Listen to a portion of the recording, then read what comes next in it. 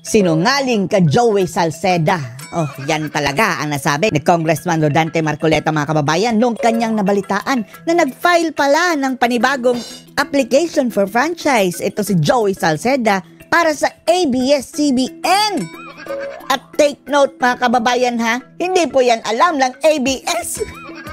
Na kung dati-rati, mga kababayan, ay atat na atat ang ABS-CBN na mag-apply ng kanilang prangkisa at hindi sila napagbibigyan.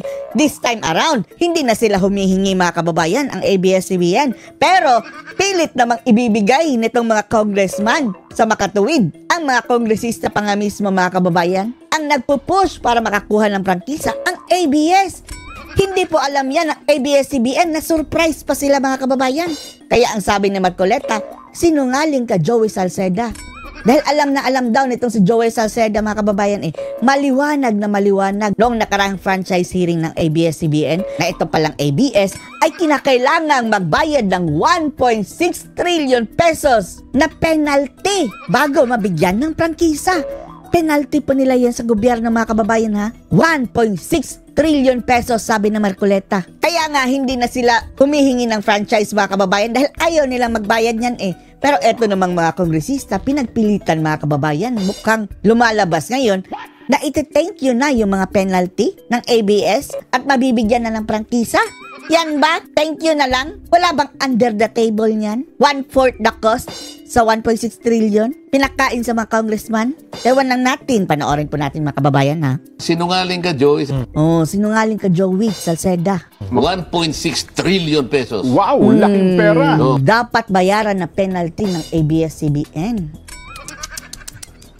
At sa statement ng ABS-CBN na sila mismo nagpalabas ito. Hindi nga nila alam na nag-file pala ng prangkisa si Joey Salceda, mga kababayan, na isang liberal party, tuwid na daan. Kababayan ni Lutang, mga kababayan. Hindi alam ng ABS na final pala ito ni Salceda. Wow! While we were not aware of Reverend Joey Salceda's filing of a bill to grant a broadcast... While we are not aware... Taga-ABS, hindi naman kami humihingi ng prangkisa dahil baka pagbabayarin kami ng trilyones, sabi ni Marcoleta. As franchise to ABS-CBN today, we are deeply grateful for his support and belief in ABS-CBN's contributions and mission to serve the Filipino public. Ibang klase, mga kababayan, ano? Hindi na humihingi, pilit pagbibigyan ngayon, mga kababayan, ng mga buhaya. Ang Albay 2nd District Representative Joey Salceda, chairperson ng House Committee on Ways and Means, ang House Bill No. 11252. Isang panukalang batas ito na naglalayong bigyan ng ABS-CBN Corporation ng 25 taong prangkisa. Another 25 years, mga kababayan, na franchise ang ibibigay. So, paano na yung mga penalties nila? Thank you na lang? 1.6 trillion din yun Kung babayaran niya ng ABS-CBN, mga kababayan, ang laki ng maitutulong nito sa ating ekonomiya. Upang makapagtayo, makapag-install, makapag-operate at makapag-mantene ng television at radio broadcasting stations ng kumpanya. Inihain ng legislative measure. Wala tayong kontra, mga kababayan ha. Kahit pa'y bias ang ABS, basta't bayaran nila ang kanilang obligasyon. Ilang buwan bago matapos ang 19th Congress. Sa June 14, 2025 na nakatakda ang sine-DA adjournment ng Kongreso. Kailangan natin yung free market of ideas. Ito nga, sinasabi natin si Joey Salceda, yung lubak-lubak ang mukha, mga kababayan. Yung maangas pa sa itsura ng kontrabida sa ABS-CBN. Yes, and of course, reporting on events. Lalong-lalo na sa pananaw, sa patungkol sa kung ano ang nangyayari sa ating bayan. At balita natin, mga kababayan, tiba-tiba yung nakapag-invest sa stock market daw, mga kababayan, dahil na times 2 ang kanilang pera in just a matter of announcing dito, mga kababayan. Yung dating 3 pesos na shares per share ng ABS-CBN, naging times 2, naging 6 or 7 na yata, mga kababayan. So meaning, kapag nag-invest ka ng 100 million, naging 200 million agad. Tapos nag-take profit agad daw yung mga investors, mga kababayan. The mere filing lang ng prangkisa. Hindi pa nga yan nag-grant, ha? Filing pa lang. Tiwala naman ang kongresistang maipapasa pa rin ito. 4 na kaparehong panukala na ang naihain noong taong 2022 at kasalukuyang nakabinbin sa House Committee on Legislative Franchises.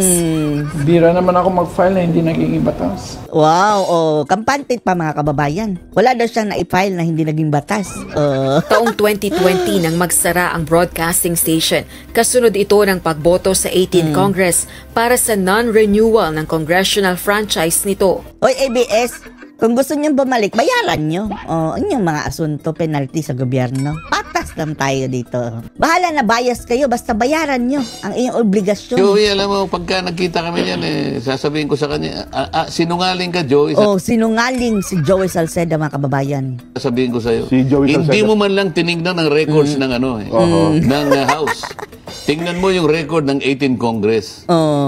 Kinuwenta ko pa nga lahat ng violation yan kung pag-uusapan inisa-isa ko. Grabe. Sapagkat doon sa Aabot daw ng 1.6 trillion mga kababayan, more or less, sabi ni Marcoleta, ang penalty violation ng abayas. ating Public Service Act, Opo. ang isang utility na nagkaroon ng paglabag, merong penalty na 200 pesos per day per violation. Ganun na pala, 200 pesos. Per box pa yan mga kababayan ha, yung ABS-CBN box.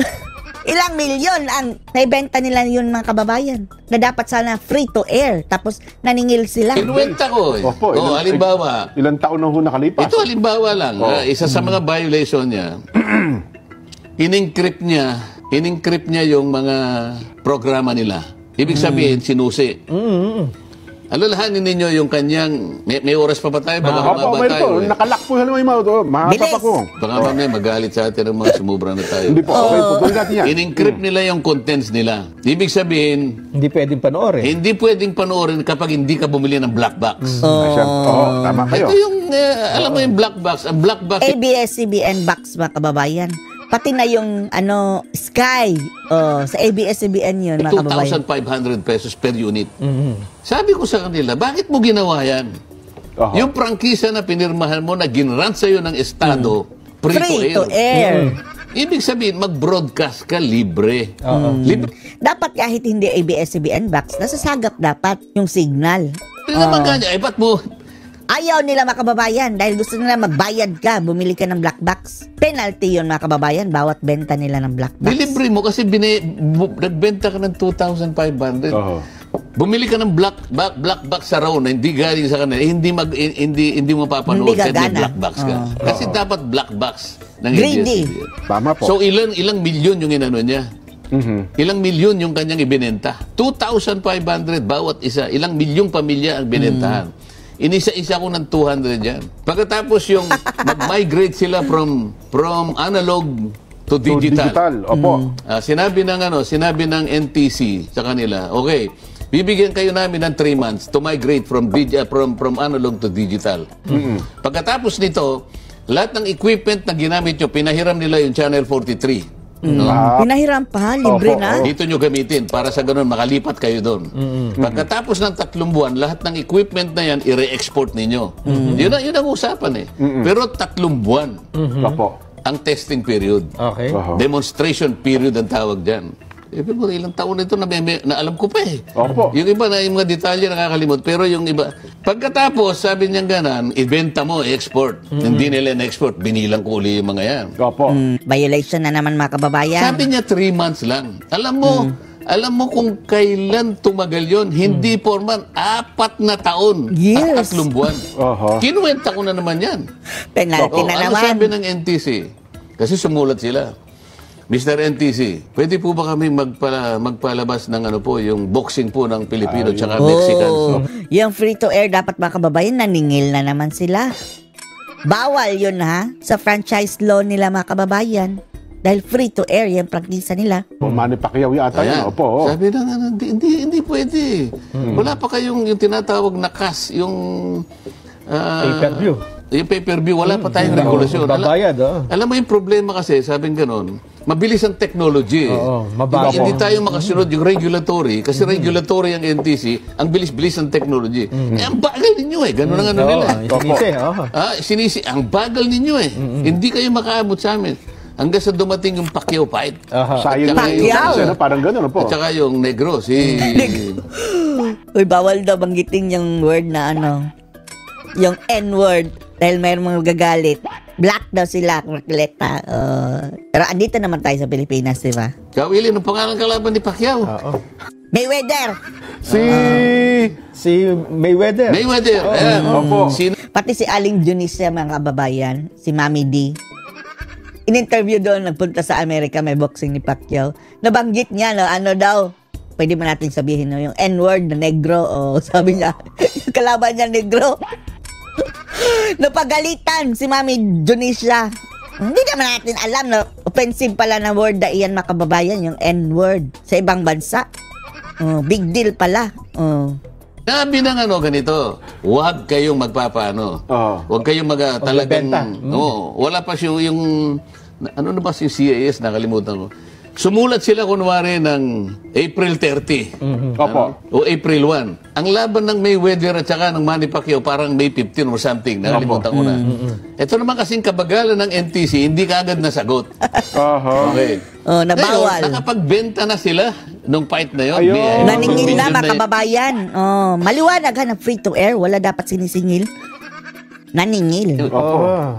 Ang sinabi na nga, hindi kayo pwede. Nung sumagot, 1 linggo na lang maglalaban na. Ang sabi ng ABS-CBN, hindi na po namin pwedeng i-atras ito. Nasingil na po namin sa ganito yung ganito. Nakapagbayad na po.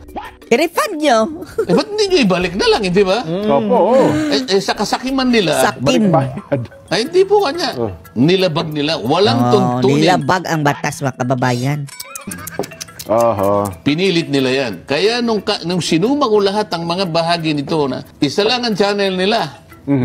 Lahat ng kanilang mga program kinonvert nila into channel. Yung isang channel naging 11 channel. Kaya nga, isa lang ang granted na prangkisa na channel, mga kababayan. Tapos, parang kanilang chinap-chap. Sobrang dami na ng channel. Yan ang Isa lang ang prangkisa nila. nagagawa ng isang Unfair. channel na bunga kala nila, makapangyarihan sila. Na ang entitlement nila ay talagang kahit na batas lalabagin. Kami ang batas. Kami Yan ang style batas. nila Binilang ko ngayon lahat ng kanilang violation at minultiply ko sa 200 pesos per day per violation. Alam mo kung magkano nakwento ko? Magkano? 1.6 trillion pesos. 1.6 trillion pesos. Kaya ayaw na nila mag-apply ng prangkisa, mga kababayan, dahil may sisingil sila ng gobyerno. Tapos ngayon, ang Congress, mga kababayan, willing bigyan. Ano na yung 1.6 trillion? Thank you. Wow, laking pera. Mga sasabihin ni Joey Salceda na kumakandidato ng gobernador ng Albay. Sana narinig po ninyo sa mga Joey mga Salceda. mamamayan ng Albay. Hanggang doon na lang. Bahala na po kayo. Anong masasabi niyo dito, mga kababayan, sa bago na namang kabaliwan sa Kongreso? Post your comments below.